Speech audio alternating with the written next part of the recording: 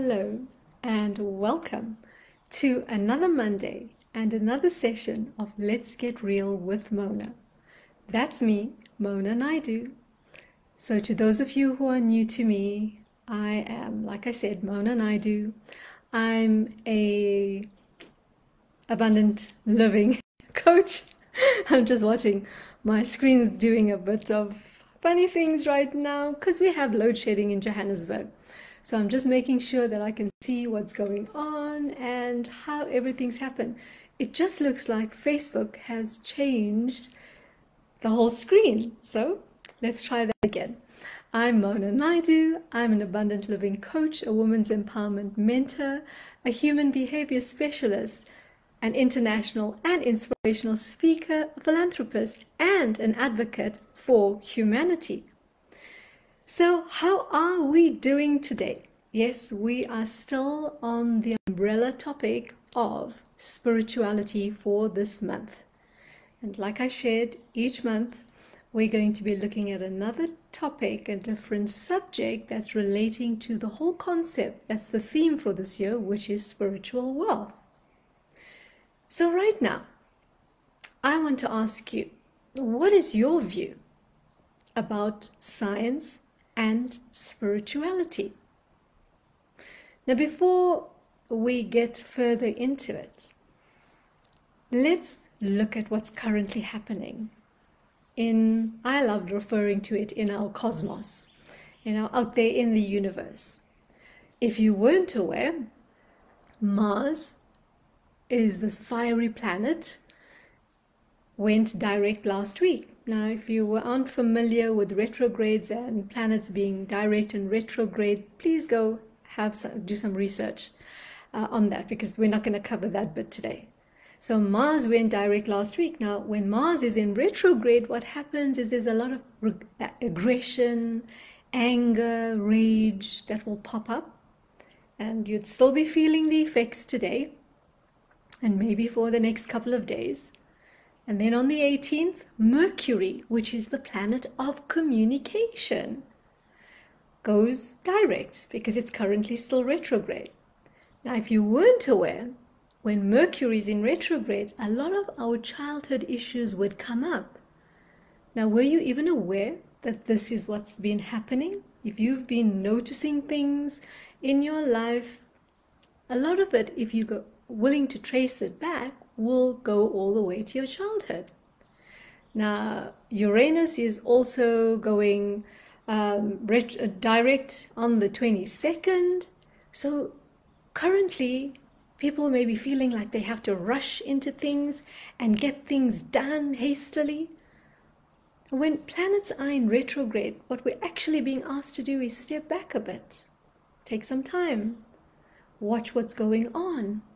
And it fits so beautifully into our topic of discussion for today, which is science and spirituality. Now, if you weren't aware that we as individuals are influenced by planets, by tides, by the sun, the moon, how would you be living your life? Now, for those of you, if you did not know that we in our physical forms are impacted by the things around us, right? That's how we separate science and spirituality. Because you see, science is all about the measurement of things, the quantifying of things, the logical, rational side of understanding what's going on.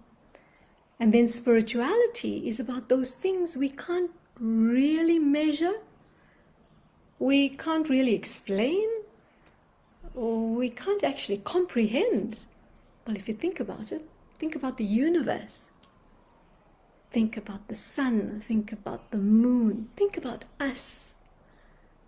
We try to explain everything, but have we really been successful in doing that? Not at all. Because you see, what we've done is we've separated science and spirituality. We've been told to come from the mind, the intellect. and it's all up in that space. But the whole truth is this: science doesn't exist without spirituality, and spirituality doesn't exist without science. It's all interrelated, as we are all interrelated. Because if we go back to what spirituality is, everything is one. One is everything. I am you, you are me, we are all one. So when we attempt to separate things, what we are actually doing is we are contributing to prejudice. We are contributing to bias. We are contributing to disconnection. We are contributing to war. We are contributing to racism. We are contributing to gender inequality. We're contributing to lack. We're contributing to a disconnection from an aspect of us, our being. And as long as there's a separation of us, they'll always feel like we're missing something. Right? Now, it was Gandhi who believed that when we are able to bring science and spirituality together and connect the two halves, that's when we will experience heaven on earth. That's when we will be able to link what we understand and we are able to quantify and what we are able to label and what we are able to rationalize.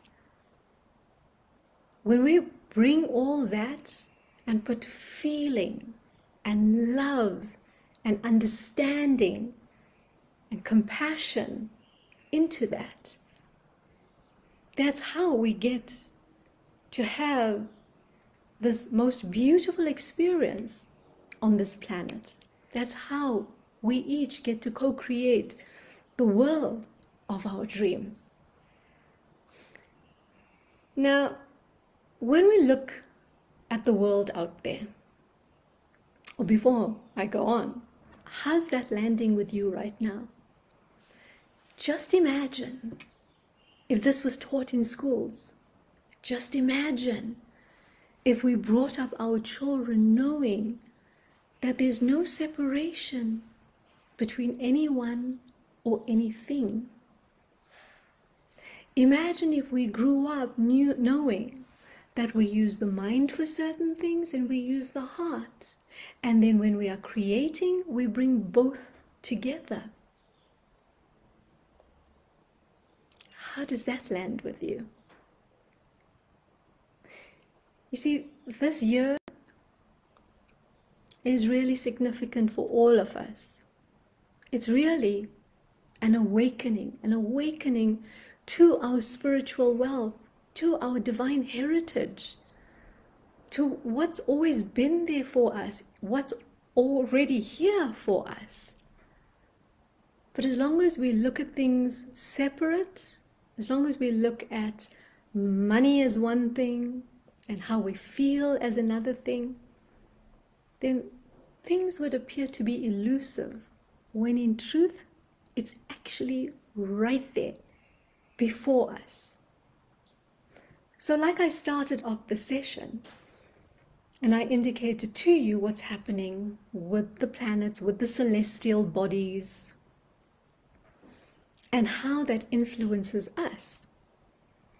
So when, for example, when we think about Mercury, and Mercury impacts communication, we may send out something, or we may do a promo, for example, and then we don't get a reaction on it. And then we start judging ourselves, instead of understanding that right now communication is being impacted because we're being asked to go inside first. Because remember, it's 80% of the work we do is on the inside, and this is what spirituality is about. And 20% of the work is on the outside. So when we look at the time of Mercury being in retrograde, communication will be impacted. How we show up, what we say, how we are understood. And there's a lot of misunderstanding. So when we understand this, when we come from the intellectual space, the mind space, and we understand that this is what's influencing results, then we are able to take a step back, and we are able to perhaps allow certain shifts to occur naturally instead of pushing and forcing things, because that's when our abundance becomes elusive. When we are forcing things to happen instead of working in flow with the cosmos, instead of working in flow with nature, instead of being in flow with the universe. So how's that landing for you right now? And another thing, when you think about science and spirituality, think about how the world is right now. When we think about illnesses, right? There's so many people experiencing challenging medical conditions, chronic conditions. But behind it, behind the medicines, behind the procedures, there's a spiritual aspect to it. And I'm sure many of you are aware of the work of Dr. Joe Dispenza, of Dr. Christian Northrup, of even Deepak Chopra. Right? Remember, he's got a neuroscience background. Now, all these people have shown the connection between science and spirituality. Yes, certain times we do require the medical solutions. But in order to get to the source, to get to the origin of this medical symptom, we've got to go deep within. We've got to go into the past to understand where it came from. We've got to release it from its source. And this is how science and spirituality works together. The one supports the other. Healing occurs very quickly when we can understand why the symptom exists.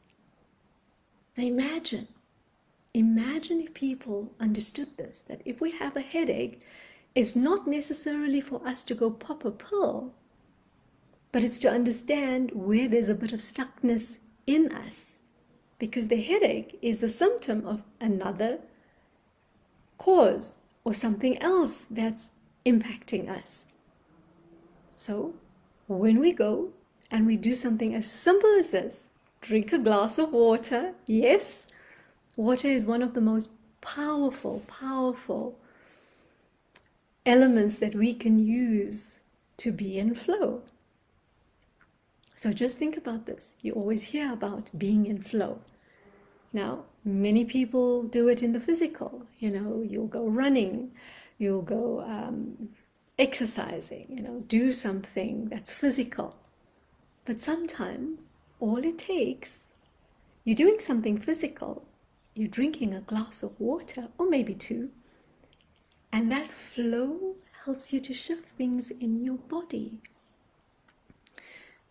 Now, the closest thing between understanding how science and spirituality is interrelated is when we look at quantum physics, because quantum physics is all about energy. And if we think about spirituality, most of the time it's things, well, I feel like it's all the time, we can't actually put our finger on it. We can't put it into a box and contain it. And isn't that what quantum physics is all about? Energy, the quantum field. And what happens in that quantum field is just magical.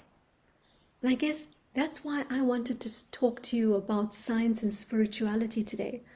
Because some people are afraid of magic. But just look around you. Well, Look at yourself in the mirror.